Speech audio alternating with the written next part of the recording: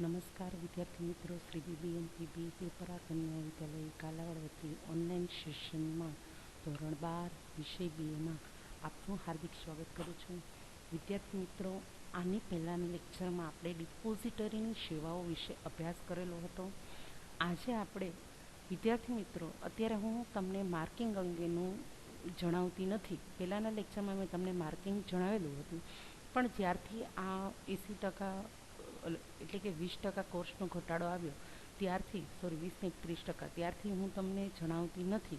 કારણ કે હવે કયો ચેપ્ટરમાંથી કેટલા માર્કનું, કયો ક્વેશ્ચન 5 માર્કમાં જશે, કયો 3 માર્કમાં જશે, એ હજી નક્કી થતું નથી. એટલા માટે હું તમને માર્કિંગમાં જતી નથી, પણ કયો ક્વેશ્ચન આઈએમપી છે એ બધી આપણે વાત કરીએ છીએ. જામીનગીરીની ખરીદ વેચાણ પ્રક્રિયા, આ ક્વેશ્ચન આ ચેપ્ટરમાંથી મોસ્ટ આઈએમપી છે. જો કે આ ચેપ્ટર જ મોસ્ટ આઈએમપી છે. એક વખત થોડુંક અઘરું લાગશે, પણ જો વ્યવસ્થિત વિડીયો સાંભળી અને તમે જ્યારે ચેપ્ટર વાંચશો તો તમને થોડુંક ઇઝી લાગશે. વિદ્યાર્થી મિત્રો, આજે આપણે જામીનગીરીની ખરીદ વેચાણની પ્રક્રિયા એના વિશે અભ્યાસ કરવાનો છે. તમે જોયું કે ભાઈ થોડા ઘણા વર્ષો પહેલાં છે એ આપણે ત્યાં કેવી રીતે શેર બજાર આવી રીતે ઓનલાઈનની સુવિધા હતી નહીં, બરાબર છે. ત્યારે કેવી રીતે ખરીદ વેચાણ થતું હતું શેરોનું, તો કે થોડા વર્ષો પહેલાં ભારતના શેર બજારોમાં શેર દલાલો, એટલે કે જે શેરનું ખરીદ વેચાણ કરનાર જે શેર દલાલ છે એ નિયત સમયે, એટલે કે નક્કી કરેલા સમયે શેર બજારના ફ્લોર ઉપર, એટલે કે એક જગ્યાએ એક સ્થળ નક્કી કરેલું હતું, એને શેર બજાર તરીકે ઓળખવામાં આવતું હતું. એ જમીન ઉપર ભેગા થતા, તમામ શેર દલાલો ત્યાં ભેગા થતા અને ફ્લોર ઉપર ખુલ્લી રીતે બૂમો પાડીને, જેમ કે તમે હરાજી જોઈ હશે એ રીતે બૂમો પાડીને અને હાથની વિવિધ સંજ્ઞાઓ દ્વારા, જેમ કે તમે જોયું હશે, ચલો 1, 2, 3, બરાબર, છેલ્લે સોદો થાય એ રીતે ફાઇનલ, એટલે ફ્લોર ઉપર ખુલ્લી રીતે બૂમો પાડીને અને હાથની વિવિધ સંજ્ઞાઓ દ્વારા જામીનગીરીઓના સોદા કરતા હતા. સોદા એટલે ફરીથી કહું છું, ખરીદ વેચાણ. જામીનગીરીનું ખરીદ વેચાણ એને આપણે સોદા તરીકે ઓળખીએ છીએ. એટલે પહેલાં ભારતના શેરબજારમાં જ્યારે અત્યારે પેલી દલાલ સ્ટ્રીટ તરીકે ઓળખાય છે, જે ગલી મુંબઈમાં, બરાબર, જ્યાં શેરબજાર છે ત્યાં, એ જગ્યાએ બધા ભેગા થઈ અને આ રીતે જામીનગીરીનું ખરીદ વેચાણના સોદા કરતા હતા. પણ હવે શું થયું, તો કે આ જૂની પરંપરાગત પદ્ધતિને સ્થાને ઓનલાઈન સ્ક્રીન આધારિત ઇલેક્ટ્રોનિક વેપાર પ્રથા અસ્તિત્વમાં આવી છે. ઓનલાઈન સ્ક્રીન આધારિત એટલે તો કે તમે ટેલિવિઝનમાં જોયું હશે, ઓમ તો નહીં જોયું, ટેલિવિઝનમાં તમે શેરબજારની ચેનલ ઓપન કરો એટલે પેલી પટ્ટી ચાલી જ જતી હોય, બરાબર છે. એને કહેવાય ઓનલાઈન સ્ક્રીન આધારિત ઇલેક્ટ્રોનિક વેપાર પ્રથા, બરાબર. ભારતના બધા જ શેર બજારોમાં ઓનલાઈન વેપાર પ્રથા અસ્તિત્વમાં આવી છે. એટલે કે હાલ તો તમામ શેર બજારો છે ત્યાં ઓનલાઈન વેપાર પ્રથા અસ્તિત્વમાં આવી છે. એટલે કે ઓનલાઈન એ સ્ક્રીન પ્રથા આધારિત જ વેપાર કરવામાં આવે છે. નેશનલ સ્ટોક એક્સચેન્જ એટલે કે એનએસઈ અને ઓવર ધ કાઉન્ટર એક્સચેન્જ એટલે ઓટીસી, ક્યારેક પૂછાય છે ઓટીસીનું પૂરું નામ, તો કે ઓવર ધ કાઉન્ટર, એટલે એનએસઈ અને ઓવર ધ કાઉન્ટર એક્સચેન્જની સ્થાપના થઈ ત્યારથી જ ત્યાં તો આ સ્ક્રીન આધારિત ઓનલાઈન વેપાર પ્રથા અપનાવવામાં આવી હતી. એટલે કે એનએસઈ અને ઓટીસીની સ્થાપના થઈ ત્યારથી જ એ લોકો તો આ ઓનલાઈન વેપાર પ્રથાનો જ ઉપયોગ કરતા હતા. મુંબઈ શેરબજાર અને મુંબઈ શેરબજાર એટલે BSE, Bombay stock exchange, BSE અને નેશનલ સ્ટોક એક્સચેન્જે રાષ્ટ્રવ્યાપી સંપૂર્ણ સ્વયં સંચાલિત એટલે ઓટોમેટેડ સ્ક્રીન આધારિત વેપાર પ્રથા દાખલ કરી છે.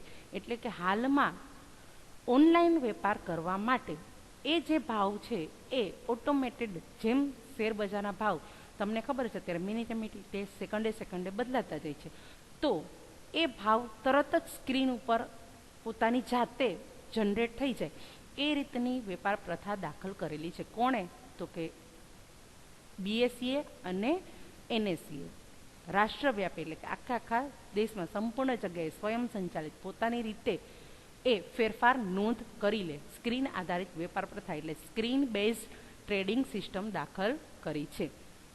હવે નેશનલ સ્ટોક એક્સચેન્જ એટલે કે એનએસઈ જે આ સ્ક્રીન આધારિત વેપાર પ્રથા અપનાવે છે એને national exchange for automated trading તરીકે અને BSE જે આ સ્ક્રીન આધારિત વેપાર પ્રથા અપનાવી છે એને બોલ્ટ એટલે કે BSE ઓનલાઈન ટ્રેડિંગ બોલ્ટ તરીકે ઓળખવામાં આવે છે. આ એક બે વાક્યમાં ક્વેશ્ચન પૂછાઈ શકે કે નેશનલ સ્ટોક એક્સચેન્જ છે એ સ્ક્રીન આધારિત વેપાર પ્રથા કઈ અપનાવી છે, તો કે નીટ. બરાબર છે, national exchange for automated trading. જ્યારે BSE ઓનલાઈન ટ્રેડિંગ બોલ્ટ તરીકે ઓળખવામાં આવે છે. એટલે કે NSE દ્વારા જે આ સ્ક્રીન આધારિત તમને વેપાર પ્રથા બતાવે છે એને નીટ તરીકે અને BSEમાં જે બતાવવામાં આવે છે એને બોલ્ટ તરીકે ઓળખવામાં આવે છે. ઇન્ટરનેટ ટ્રેડિંગ પ્રથાને કારણે, ટ્રેડિંગ એટલે વેપાર, તો કે આ ઇન્ટરનેટ દ્વારા જે વેપાર થાય છે, જે પદ્ધતિ દ્વારા વેપાર થાય છે, ઇન્ટરનેટની પદ્ધતિ દ્વારા જે વેપાર થાય છે તેના કારણે રોકાણકારો તેમની જામીનગીરીઓ ઓનલાઈન ખરીદી અને વેચી શકે છે.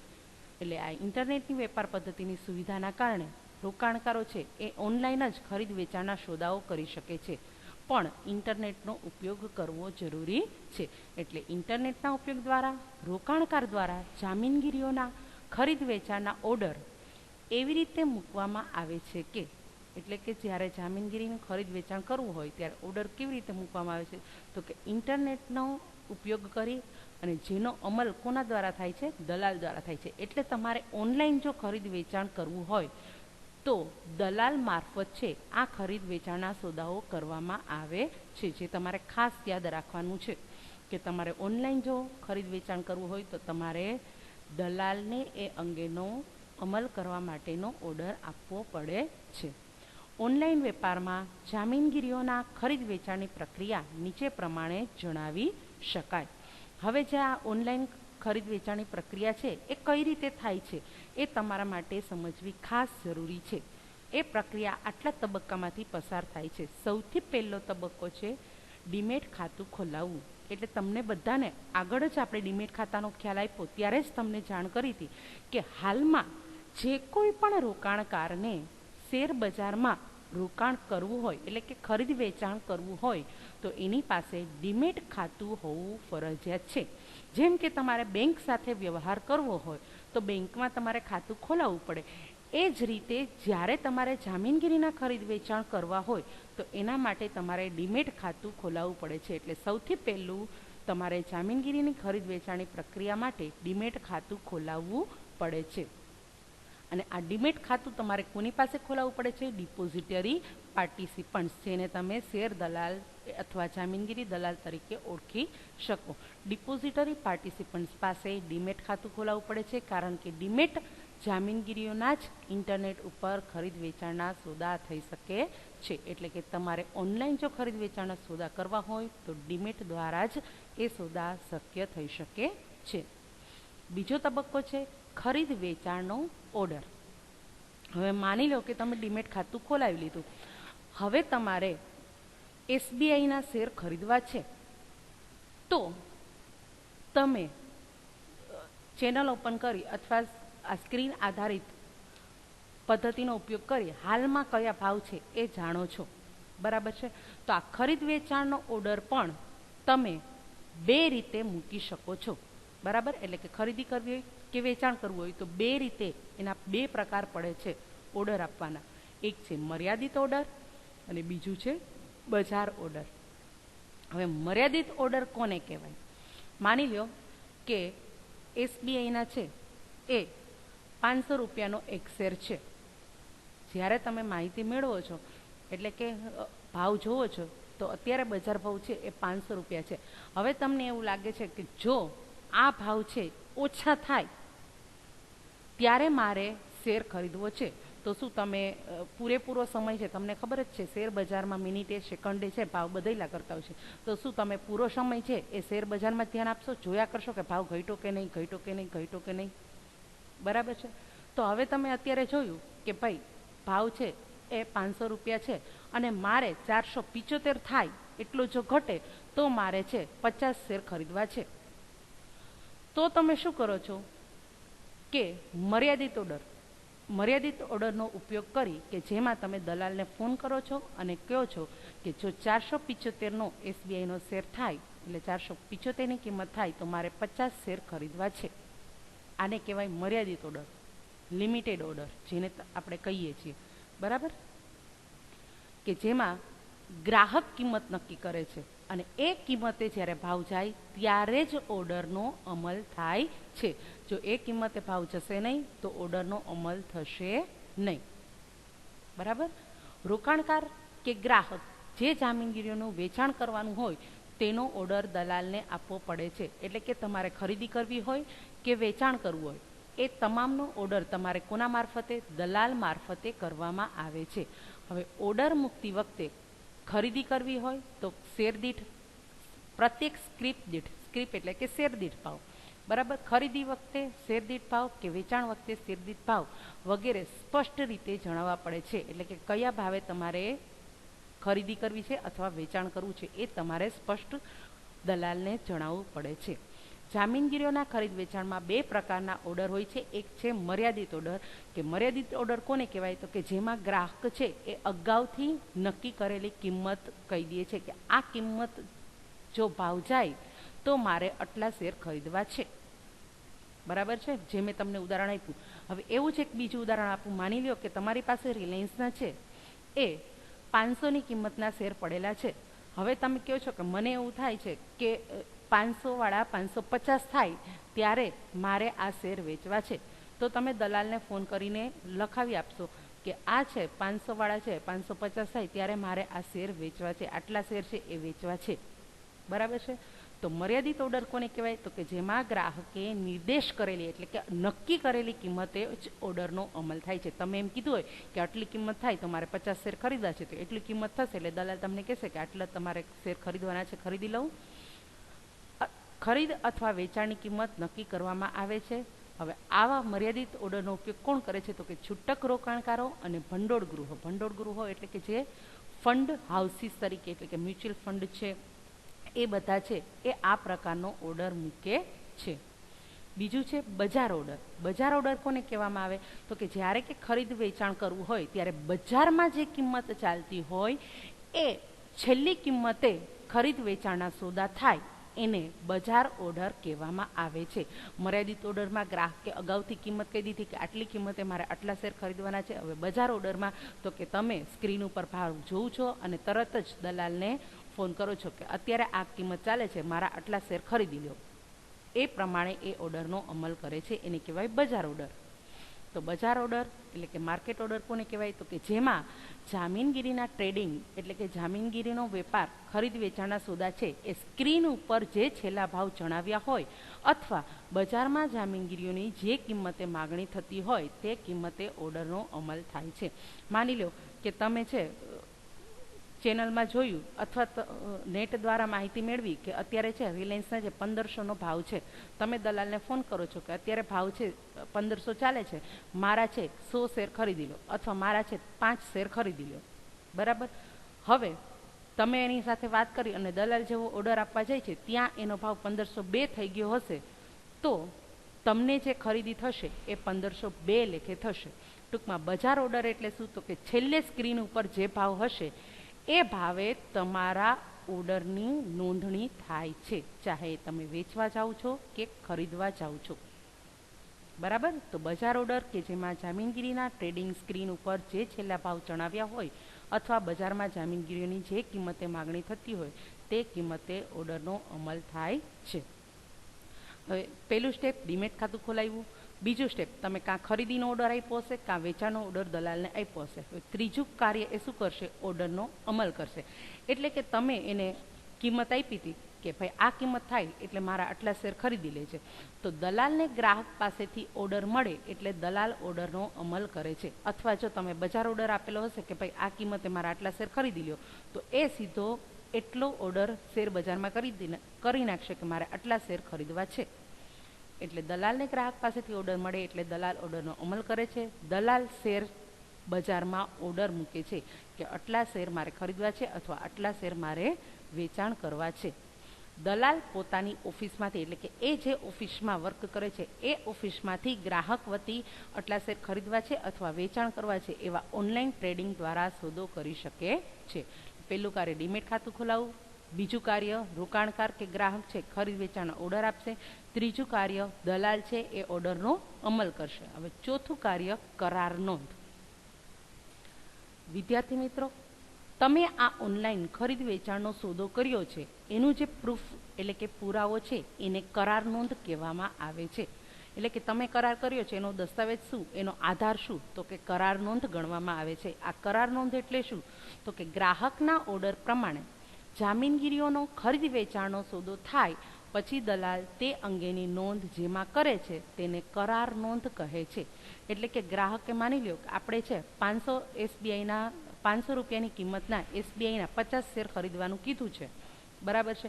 તો એણે 50 શેર ખરીદી લીધા છે, એ 50 શેર તમારા નામના ખરીદ્યા છે એવી નોંધ જેમાં કરે એને કરાર નોંધ કહે છે, બરાબર છે. ગ્રાહકના ઓર્ડર પ્રમાણે જામીનગીરીઓનો ખરીદ વેચાણનો સોદો થાય પછી દલાલ તે અંગેની નોંધ જેમાં એ નોંધ કરશે એને કરાર નોંધ કહે છે. એક બે વાક્ય માટે ખાસ ક્વેશ્ચન પૂછાઈ શકે છે. કરાર નોંધ જે દિવસે સોદો કરવામાં આવ્યો હોય તે દિવસની પુષ્ટિ કરે છે. એટલે કે કરાર નોંધ છે એ તમારો સોદો કયા દિવસે કરવામાં આવ્યો છે તે દિવસની જાણકારી આપે છે. સામાન્ય રીતે સોદો થયાના 24 કલાકમાં એટલે કે એક દિવસ પછી દલાલ છે આ રીતની કરાર નોંધ છે એ કોને મોકલી આપે છે, ગ્રાહકને મોકલી આપે છે. એટલે કે જ્યારે તમે ડીમેટ ખાતું ખોલાવ્યું હશે ત્યારે જ દલાલ પાસે તમારું ઈમેલ આઈડી હશે.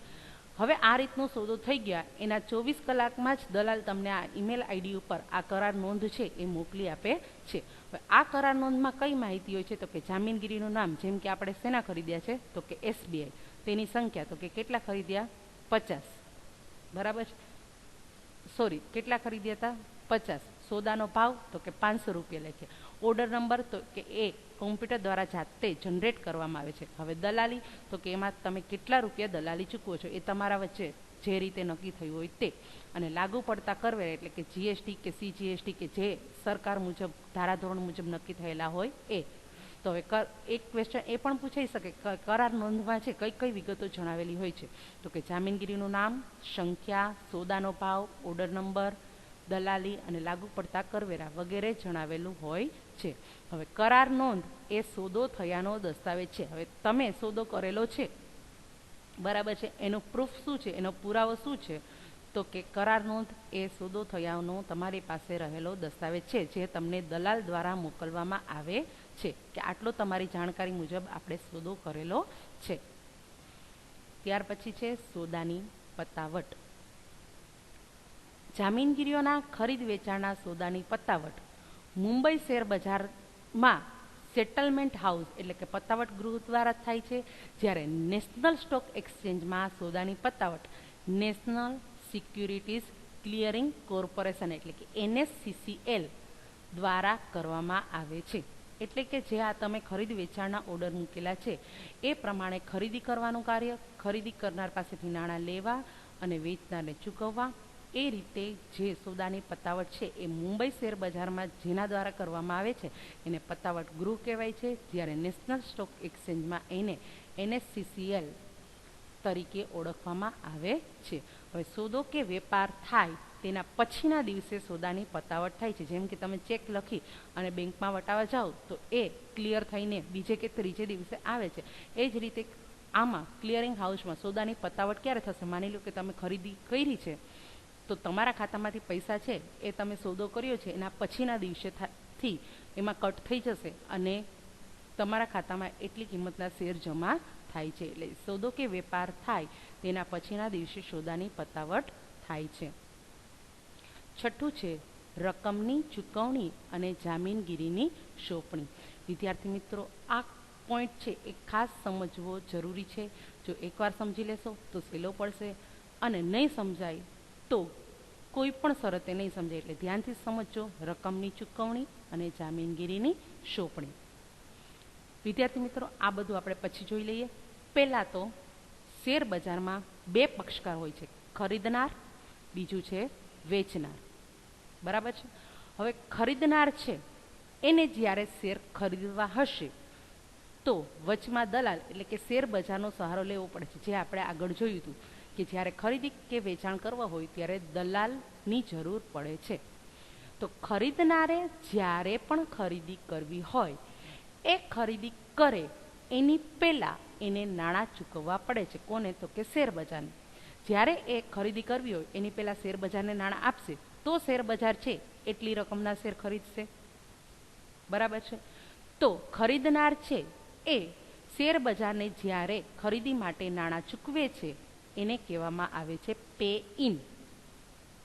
જેમ કે અહીંયા તમે જોઈ શકો છો, જો ગ્રાહકે શેરની ખરીદી કરી હોય તો તે પેટે રકમની ચૂકવણી પે ઇનના દિવસ પહેલાં કરવી પડે છે. એટલે કે તમારે ખરીદી કરવી હોય એની પહેલાં તમારે શેર બજારને નાણાં ચૂકવવાના હોય છે દલાલ મારફતે. હવે વેચનાર છે એને શું કરવું છે? શેર વેચવા છે. તો શેર વેચવા છે તો એ સૌથી પહેલાં શું કરશે? શેર બજારને દલાલ મારફતે એટલા શેર છે એ શેરની સોંપણી કરે છે. બરાબર. એટલે અહીંયા તમે જોયું હોય કે શેરનું વેચાણ કર્યું હોય તો પે ઇનના દિવસ પહેલાં શેરની ડિલિવરી આપવી પડે છે. એટલે કે તમારે વેચાણ કરવું હોય તો વેચાણ કર્યા પહેલાં માની લો કે તમારે કોઈ વસ્તુનું વેચાણ કરવું છે તો તમારે દલાલને કહેવું પડે કે આ લ્યો મારે આ વસ્તુ વેચાણ કરવાની છે. એટલે એ વસ્તુની તમે એ દલાલને સોંપણી કરો છો. એટલે પે ઇન કોને કહેવાય? તો કે શેર બજારમાં ખરીદનાર છે એ નાણાં ચૂકવે છે, જ્યારે વેચનાર છે એ શેરની સોંપણી કરે છે. એટલે શેર બજારમાં એટલું આવે છે એટલે પે ઇન. બરાબર. એટલે અહીંયા જોઈ લો, પે ઇન દિવસે એટલે કે એ દિવસ કે જે દિવસે વેચેલા શેરની સોંપણી શેરનો વેચનાર કોને કરશે? શેર બજારને મધ્યસ્થી મારફત કરે છે. બરાબર. એટલે પે ઇન દિવસ એટલે શું? તો કે ખરીદનાર છે એ નાણાં ચૂકવશે, જ્યારે વેચનાર છે એ શેર ચૂકવશે. કોને? તો કે શેર બજારને. બરાબર. હવે શેર બજારને છે નાણાં મળી ગયા ખરીદી કરવા માટે. હવે શેર બજાર છે એ શું કરશે? ખરીદનારને શેર ખરીદવા છે એને શેરની સોંપણી કરશે, વેચનારને શેર એણે આપી દીધા છે એ નાણાંની ચૂકવણી કરશે. એટલે કે ગ્રાહકે શેરની ખરીદી કરી હશે તો તે પે આઉટના દિવસે તેને શેરની સોંપણી થાય છે. શેરનું વેચાણ કર્યું હશે તો ગ્રાહકને પે આઉટના દિવસે નાણાં મળી જાય છે. હવે અહીંયા શું થાય છે? શેર બજાર પાસે ખરીદનાર પાસેથી નાણાં આવી ગયા, વેચનાર પાસેથી શેર આવી ગયા. હવે શેર બજાર એ કાર્ય કરે છે કે પે આઉટના દિવસે, આ પે ઇનના દિવસે આપણને આ બધું મળી ગયું. એટલે પે આઉટનો દિવસ એટલે શું? તો કે શેર બજાર છે એની પાસે રહેલું આઉટ કરે છે. એટલે કે જે વ્યક્તિને સોંપવાનું છે એને સોંપે છે. વેચનારને એના નાણાં આપશે, જ્યારે ખરીદનારને એના શેરની સોંપણી કરે છે. એટલે પે આઉટ દિવસ એટલે જે દિવસે શેર ખરીદનારને શેરની સોંપણી શેર બજાર કરે છે અને શેર વેચનારને તેની રકમ ચૂકવી આપવામાં આવે છે. ગ્રાહકે શેરની ખરીદી કરી હશે તો પે આઉટના દિવસે એને શું મળશે? શેરની સોંપણી થાય છે. જ્યારે શેરનું વેચાણ કર્યું હશે તો ગ્રાહકને પે આઉટના દિવસે નાણાં મળી જાય છે. એટલે જો તમારે ખરીદી કરવી હોય તો પે ઇન પહેલાં તમારે એને નાણાં ચૂકવવા પડે છે અને વેચનારે શેર ચૂકવવા પડે છે. બરાબર. આટલું સમજાઈ ગયું? ત્યાર પછી છે 7મો મુદ્દો, સોદાની પતાવટની ગ્રાહકને જાણ. તો કે જામીનગીરીઓના વેચાણના સંજોગોમાં દલાલ ગ્રાહકને બેંક દ્વારા રકમની ચૂકવણી કરશે.